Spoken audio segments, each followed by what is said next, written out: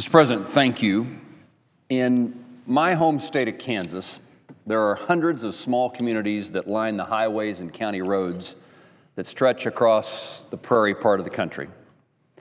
In many of these towns, the populations are shrinking, but they are still called home by thousands of Kansans. I grew up in one of those small communities out in western Kansas, a place where folks know their neighbors and they try to take care of them. Much of what I know about people, about human nature, is what I learned by growing up in a small town where we all knew each other. I worked at the local hardware store and swimming pool, the drugstore, had a paper route, and got to meet almost everybody in my hometown. In these small communities across America, the people there, they work hard, they come together to find common sense solutions, they solve problems, they try to make a difference in the life of their families and the community. They also strive to provide a better future for their kids so that every child has the opportunity to grow up, pursue the American dream, and reach their goals. For rural communities to survive and prosper, citizens have to work together to create their own opportunities for success. What happens here in Washington, D.C. has a huge consequence upon the future of rural communities in my state. But the reality is those communities that are going to have a bright future are those who decide on their own to work together within that community to make certain that that's the case.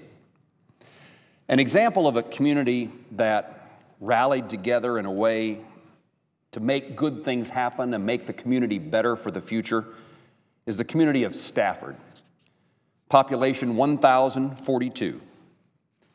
And I'd like to recognize the efforts by this community, the Stafford residents, with a Building a Better Community Award. They made the effort to preserve their town for another generation. Rural communities across our state have been hit hard by the economic downturn over the last few years, and many towns have encountered the closing of businesses. Main Street looks a lot less appealing, a shortage of healthcare services, a younger generation that's leaving home in search for employment.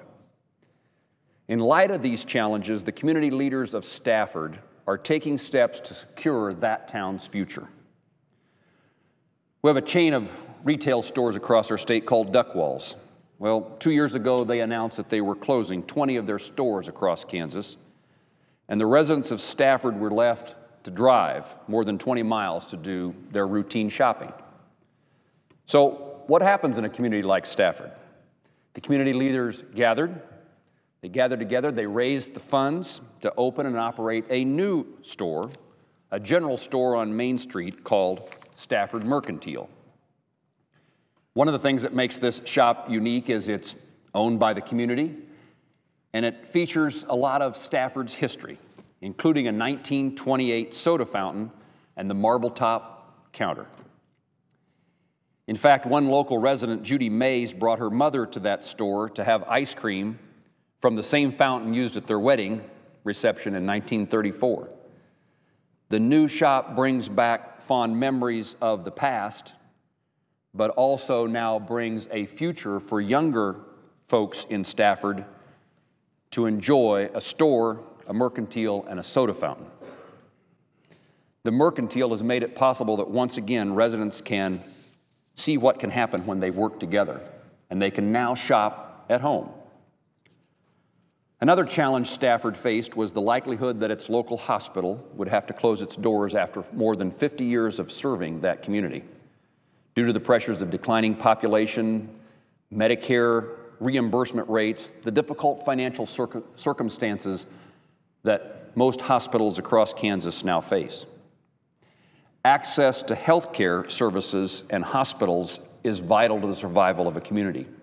If you can't access health care in communities across my state, it's one more circumstance that causes the likelihood that senior citizens reluctantly move away to someplace where there is a doctor and a hospital, and young families won't take the risk of raising their families without access to that health care.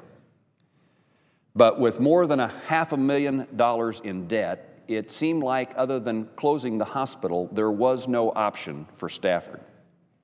But rather than throwing in the towel and giving up, the hospital got new leadership. They sought help from the folks in the county, and they worked hard to make ends meet so the hospital doors could remain open and continue that long tradition of serving the residents of Stafford County. Many rural communities often struggle to add younger generation of residents to their workforce, given the lack of job opportunities. The superintendent of the local school district, Mary Jo Taylor, recognized this challenge in her community, and she decided to do something about it. With the support of the leadership of the community, the citizens, the business community of the town, and the support of local teacher Natalie Clark, Stafford Entrepreneurship and Economic Development Center was created at Stafford High School in 2003.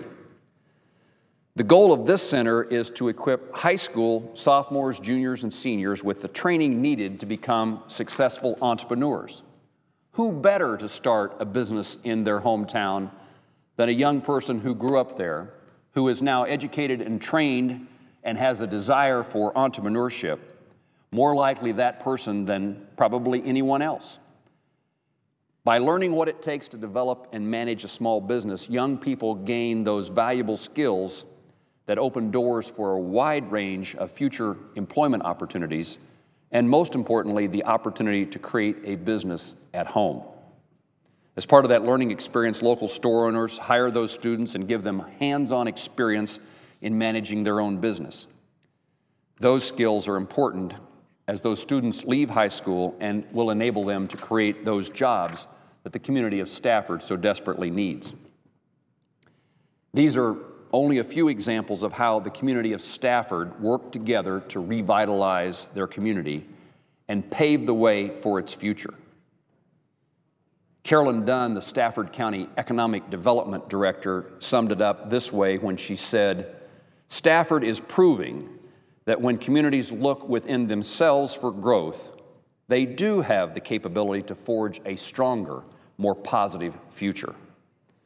The community of Stafford is a success story. It's a role model. It demonstrates how teamwork and creative thinking, how caring about the future of your community can make a positive difference for that community and for all of rural America.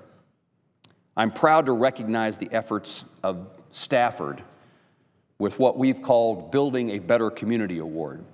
And today here in the United States Senate, I offer my congratulations and gratitude for the kind of leadership and effort among all residents of the community to see that Stafford is a good place to live today, and perhaps even more importantly, a great place to live tomorrow. Thank you, Mr. President.